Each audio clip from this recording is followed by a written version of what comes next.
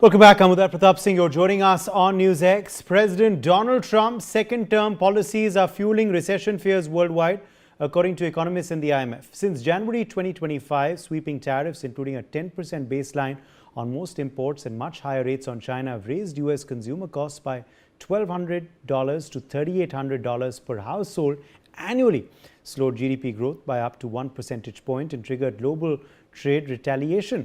Immigration crackdowns and federal job cuts have also further tightened labor markets and reduced demand.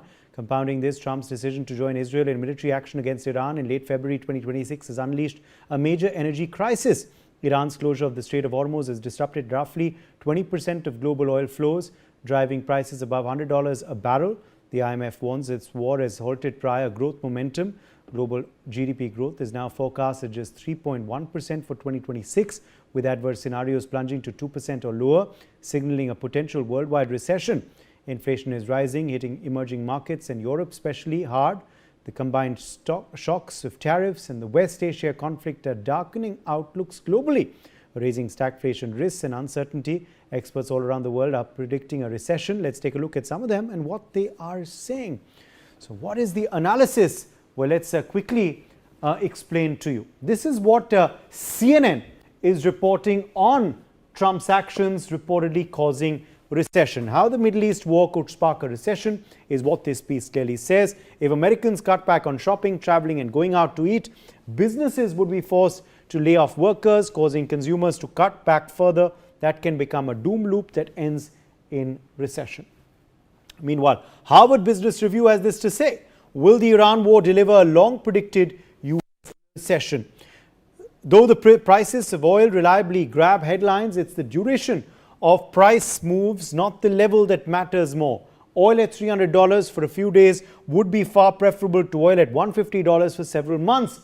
For the macroeconomy, the duration of the closure of the Strait of Hormuz will remain more important than the question of Iran's political stability. So that's what HBS has to say on this big question of whether these actions are causing recession or not. Meanwhile, what is Forbes saying? Forbes says this: recession shock. Polymarket bettors wager $1.3 million on US downturn. Prediction market strategist Rex Spector laid out the chain on X, saying higher oil, higher inflation, higher rates, lower growth. That combination pushes recession probability towards about 30%. Meanwhile, let's take you through the Motley Fool. The Motley Fool has this to say: will the stock market crash under President Trump in 2026? Question mark. Historical data offers a grim answer for investors. So big question and of course fact that they are trying to pose there in this piece, saying, however, the economic fallout from President Trump's tariffs, coupled with high valuations and midterm elections, could cause the stock market to decline sharply or even crash in the year 2026. Meanwhile, what does BBC have to say? Well, how tariff disruption will continue reshaping the global economies in 2026 is what they're asking as well, saying he thinks tariffs have added between 0.3% and 0.5% to US inflation, which in November was 2.7%. But we probably haven't seen the full impact yet. That matters given the US economy is driven by consumer spending and that it accounts for 26% of the global economy, according to the IMF. Meanwhile, Politico has this to say: what is he doing? New threats emerge for Trump economy as war drags on. New economic reports show inflation is ticking higher, prompting the Federal Reserve on Wednesday to keep interest rates steady. Hiring has stagnated, wage growth has fallen, and market-based interest rates are climbing amidst concern over rising prices, sending mortgage rates up, and with oil now topping $100 a barrel, with no end in sight for the Iran conflict. So this is, of course, what various publications have to say on this possible recession analysis, which, remember, is now getting only louder with each passing day. Well, President Trump's second term in office, policies are fueling these recession fears worldwide, according to economists in the IMF. Since January 2025, we've, of course, told you about those sweeping tariffs, including the 10% baseline on most imports and much higher rates on China. These have raised US consumer costs by $1,200 to $3,800 a household annually. It slowed down GDP growth by up to 1 percentage point. It's also triggered global trade retaliation. Okay, well, in fact, let's also now open this up if we can. Let's quickly open this up to our guests. Joining us live at this point is Raymond Vickery, former U.S. Assistant Secretary of Commerce. Raymond Vickery, thanks for being with us today on Newsx. This analysis is just growing louder. It's, of course, happening in the United States where you are, Mr. Vickery, but also globally. Is the U.S. headed towards a recession, and will this then affect the global economy too? Is a downturn in course, whether or not this war ends tomorrow? Well, thanks very much for having me and allowing me to comment on this. Yes, it's perfectly foreseeable. Raymond Vickery, are you being able to hear me? Okay, yes.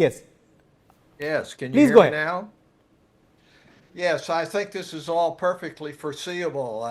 Economics and security matters are joined at the hip. You cannot go forward with a war which stops traffic in the Straits of Hormuz and expect economy to continue to prosper. Likewise, you can't cut off with tariffs the international trade system, which we've had growing over the last 80 years, and expect there not to be very great strains in security. These things having been said, it is perfectly apparent on the tariff side that this was all foreseeable. The United States had tried previously during the Great Depression with Smoot-Hawley tariffs to wall itself off and create a Fortress America economy. That didn't work then, and it hasn't worked now. The whole concept of these Independence Day liberation tariffs, which were imposed by the Trump administration, is an absolutely false reading, not only of history, but of economic theory. It is not the case that a trade deficit is something like a balance sheet that President Trump may have been familiar with as a real estate developer. You don't solve that by going in and imposing tariffs. So this was all foreseeable, and it's hitting here, of course, as people go to the grocery store, as they pay for rent, as they pay for health care costs. All of those things are going up. And as you point out, America is so strong in terms of the economy that the ripple effect is going across the world. And it should be a message, not only in the United States, but in India and other places, that this idea that you just simply make in India and you have a fortress there and you don't need the rest of the world is just as false in South Asia as it is in North America. So we've been set back tremendously, not only domestically here in the United States, but across the world. And as I said earlier, the economic and strategic matters are joined at the hip. You cannot have peace without prosperity, generally speaking, and you're not going to have prosperity without peace. So it is time for the other great democracies of the world, particularly in India and in Western Europe, Japan, Brazil, to join together to try to get us back into some sort of semblance of a rules-based approach to international trade. You don't just impose tariffs and say it's my way or the highway. Unfortunately, President Trump, with his transactional reality TV approach to governing, is not going to be reined in. And it's going to be up to the rest of the world, plus the United States in the midterms, to be able to do something about this. Okay. Let me, in fact, quickly get in Madhav Nalapath, editorial director of the Sunday Guardian, in at that point as well. Professor Nalapath, is the U.S. now headed towards a recession? It's not just the war, it's what we've seen preceding it as well. The arbitrary tariffs, the trade war that has erupted, of course, across the world, and now the war and its direct impact on oil prices, inflation, and global stock market turmoil. Is this the lead up to a possible recession in the US, or is it too early to say? Uday, I'd like to point out that the Iranian clerical regime has its position has been constant right from the beginning of a war that has lasted, I would say, now 2 months running. It has been absolutely consistent in what it wants. First of all, it wants the right to keep its processed uranium for itself and not hand it over to anybody else. There's suggestion that if it's not handed over to the United States, can you hand it to Russia? Iran says no. Secondly, enrichment. They insist on the right for enriching that uranium. And may I point out that experts say that uranium is very near weapons grade material, very close to being weapons grade material. The second point they have said is that there should be, in a sense, immunity from attack, that no further attack should be made on Iran or any of its facilities, including the nuclear facilities at Fordo, Natanz, and other locations. So essentially what they're saying is that now we'll do what we like, but you stay out of it and you don't do anything to us, at least the United States. And where does that leave Israel? It leaves Israel out on a limb. The third point they're making, which is very, very contentious, is that they have the sovereignty of the Strait of Hormuz. Now, the Strait of Hormuz, is not Iranian, like the Indian Ocean is not Indian, or South China Sea is not Chinese. The fact is that if Iran were to be granted sovereignty over the Strait of Hormuz, then what happens to Oman? What happens to UAE? What happens to Saudi Arabia? What happens to Bahrain? What happens to Qatar? What happens to all these countries? Iran will reserve itself the right. It's like the stopper of a water bottle. You take the stopper off, the water will flow. You put the stopper back, the water stops flowing. So Iran says we must have the stopper in our hands. And the water is the oil of all these countries. And Iran will have complete control over that oil. And frankly, I'd like to say that none of these conditions are acceptable at all. None of them is acceptable at all. And lastly, may I conclude by saying the Iranian clerical regime, now you've got Mujtaba Khamenei as supreme leader.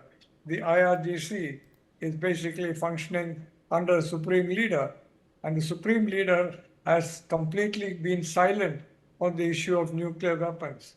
Both his predecessors, including his late father, said that nuclear weapons are haram. In other words, they should not be made. Yes. Mr. Mujtaba Khamenei, supreme leader of Iran now, has kept completely silent of whether it's haram or not, therefore leaving open the possibility that he is entirely in favor of a nuclear deterrent. Of course, looking at the example of Saddam Hussein, example of Muammar Gaddafi, and what happened to them, and soon after they gave up the WMD, looking at the example of North Korea, where Supreme Leader Kim has made it very plain that Korea is going to continue, North Korea is going to continue to be a nuclear weapon state. And more importantly, we are giving up any idea of unification for the South. No unification with the South Korea, only North Korea. So my point is, for once I have to agree with Donald Trump, this is absolutely impermissible. If the clerical regime were to get control of the Strait of Hormuz, get control over the nuclear industry it has in Fordo, Natanz, and all that, and have the right to reprocessing, and have the right to complete protection from any attack, then I would say not just Israel, but all the countries around Iran, that will be in danger. And you're doing absolutely nothing. Absolute. And this country. What nothing we're seeing, at all. Yes, you agree. Yes, absolutely. And what we're seeing, of course, Mitali, is not just the US, not just the US face this imminent risk of recession, but the world. There is this global, slowdown in economic growth as we are already seeing. Is this, and in a world now which is very globalized and interconnected as never before, obviously what happens in one country, particularly the US, will affect the rest of the world. So is it not just a US recession, as some analysts are saying, but a worldwide slowdown that we're looking at? Absolutely, Uday. And in fact, there are so many analytical pieces that have traced, the current slowdown that we're seeing across the world to the actions of April 2025. Let's not forget that President Trump imposed illegal tariffs on the entire world in one stroke on 2nd of April 2025. That was the first step. It was sort of the domino effect, and then everything started happening from there, because we started seeing the retaliation first with China and the US engaged in the initial months of the trade war, and then China actually came out looking quite strong out of that period. And then we saw that the second set of tariffs came in, and India was in fact one of the countries that faced inexplicable tariffs for buying Russian oil, apparently, which had actually been agreed to again in partnership with the Biden administration. And then after that, even after all of that, and a spate of trade deals that several global South countries and EU and the UK managed to cobble together to somehow hold the economy up, we have this war. And every single shock, it's shock after shock after shock, because it's a clear and meditated plan to re-engineer global value chains in order to suit not the United States, and I would want to make this very clear, not the United States, but President Trump and President Trump's own private enterprises, so that it can be done in such a manner, the procurement, the entire value chain systems can be re-engineered so that his companies benefit from all of this. And we're seeing it country after country. And we're seeing that today, as the refunds are starting, today the Supreme Court, of course, it held all the tariffs to be illegal, and the US government is having to make these refunds. American corporations like Walmart, like Tesco, like Apple are getting back. Someone is getting back $10 billion. Somebody's getting back $3 billion. But they are still being told that they have to reinvest this amount. Especially Apple has made an announcement that this $3 billion refund, which it's getting, it has to reinvest that back into the US economy. And even from the current blockade of the Strait of Hormuz, and even from the current rise in oil prices, American oil corporations are gaining far more than the rest of the world. So definitely, an attempt to re-engineer supply chains in a manner that the global South is actually the one that's holding the pieces together, Yeah. trying to cobble up, a safety net for the rest of their economies. Absolutely. And I mentioned a host of issues earlier, Dr. Tina Sharma, if I can rope you in here, because, it's not just the tariffs, but also the federal job cuts, the immigration crackdown, the impact all of that has on labor. There have been a host of steps or missteps, as some say, have been taken. Are we already in that slowdown? Are we headed towards it? Dr. Tina Sharma, what is your take?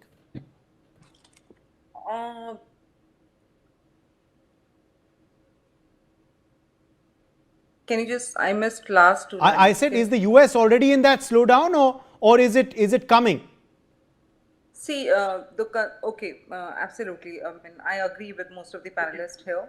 The concerns you're raising are exactly what we are seeing playing out in the data right now. And since it's mid 2026, the slowdown isn't just, it's not slowdown. It's visible shift in the labor landscape, basically. I mean, as per my understanding, and many of the missteps you mentioned have created a perfect storm of supply and demand friction. Here's a state of union on those specific pressures, which I feel that immigration hard stop is one of the factor which we cannot deny, and job cards, of course. Immigration crackdown you mentioned has been primarily driver of economists are calling a net negative migration, which is difficult for us to sustain in the market and sustain in the US economy that way. and federal job card friction is already there, and that is basically hampering our people there. And we've seen that in last 2 years, precisely in last 1 year, which we've gone through, and we've seen that Indian people are suffering there, and we had to just get back them here. And we know the crisis as well, and we knew it when this economy shift started, when this war started, and when this economy shift started.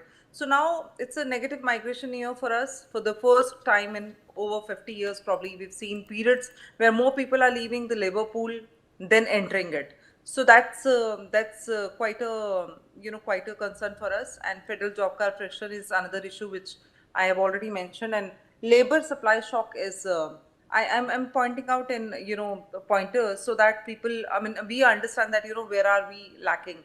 We I'm not going parawise so that we can talk about everything here. So now labor supply shock is net migration dropped by 2.7 million in 2024. That's what his data says, and nearly zero by early 2026. So this has created a low hire, low fire system, and where companies want to hire but simply can't find the bodies, leading to ghost shifts and reduced service hours. So this is major crisis which we'll be facing for next 20 years if this goes like this. And then tariff double whammy. So tariff double whammy is again a kind of bubble which I feel that Trump has created, and we need to.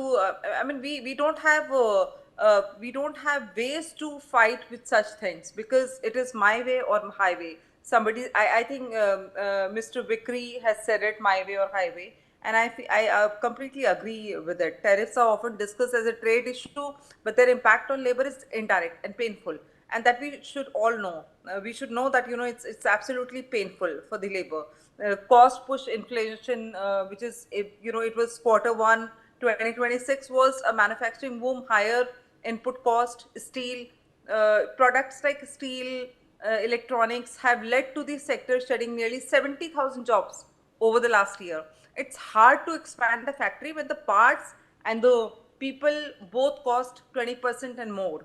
So I think we are in slowdown, that we all know. And bad news is, yes, we are. It's lumpy.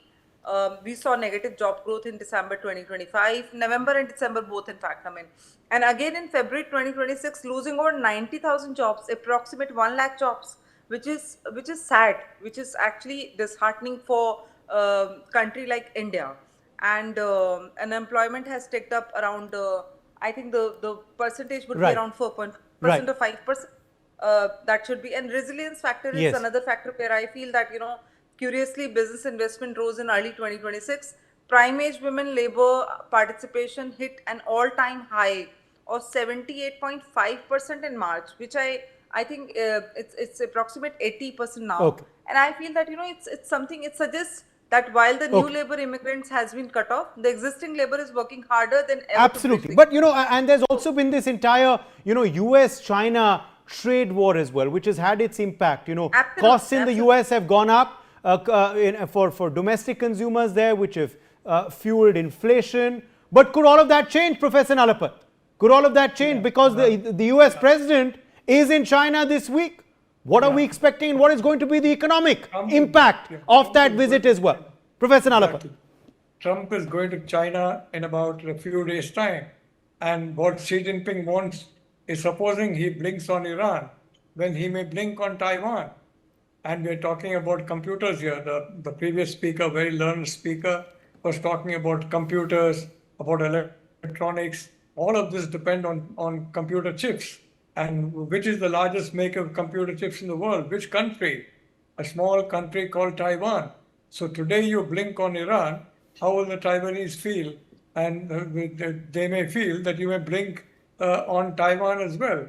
And certainly Xi Jinping is going to press the question of Taiwan and try to get some statement from Trump that the US is not committed to a complete defense of Taiwan, and should, he make a mistake in that and invade Taiwan. I can't believe the US will not stand by Taiwan, but supposing Xi Jinping says no, Taiwan is ours, there can be no compromise in that. Like the IRGC is now saying, the Strait of Hormuz belongs to us. There can be no compromise on that. Then where does the slippery slope end? That's why I'm saying hold the line. Hold the line on the IRGC. Don't say Iran. It's the IRGC, and they don't represent the noble people of Iran. And the same way, the Taiwanese, stand by them. And if we don't stand by them, the Chinese are going to control all these electronic goods that our experts have been talking about. Thank you, Uday, for giving me this opportunity. Yes. Raymond Vickery, your anticipation of that visit, and also what is going to be the impact of these spiraling costs in the US, this economic downturn on India? Do you see the effects also on India? As I said earlier, in this globalized world and interconnected world, no country can avoid impact and fallouts of what's happening elsewhere in the world, can they? Well, I think that there certainly will be an impact worldwide. As Secretary Albright used to say, the United States is, for better or for worse, the indispensable nation. And that's true economically as well as in security. That's maybe considered bad news in some aspects, but it's good news in the other aspect. The economy here underlying is so strong that if you can get back to basics, to go back to a World Trade Organization and a rules-based approach to international trade, if you can have immigration policies which are sensible rather than designed to appeal to Make America Great Again base, this economy will thrive. What has to happen, it seems to me, is that the rest of the world cannot fall into the trap of a transactional bilateral approach, which is that of this administration. I believe that the result in China is going to be that China is not going to be willing to make a deal just willy-nilly, as India has not been willing to do that. And I think these are steps in the right direction. But what we have to do is to get back to a multilateral approach rather than this bilateral, transactional, one guy wins, one guy loses approach, which is that of the Trump administration. Here in the United States, it's interesting in terms of whether or not there's a technical recession, because what is happening is that the economy is being bifurcated. There is an economy based upon a stock market valuation, which is doing quite well. But the rest of the economy is not doing so well. And we have to have a correction which enables people to go forward for peace and prosperity across the board and across the world. All right, my thanks to our guests for joining us. We've run out of time. We're going to slip into a very short break at this juncture. Much more coming up on the other side on Newsx. Stay tuned.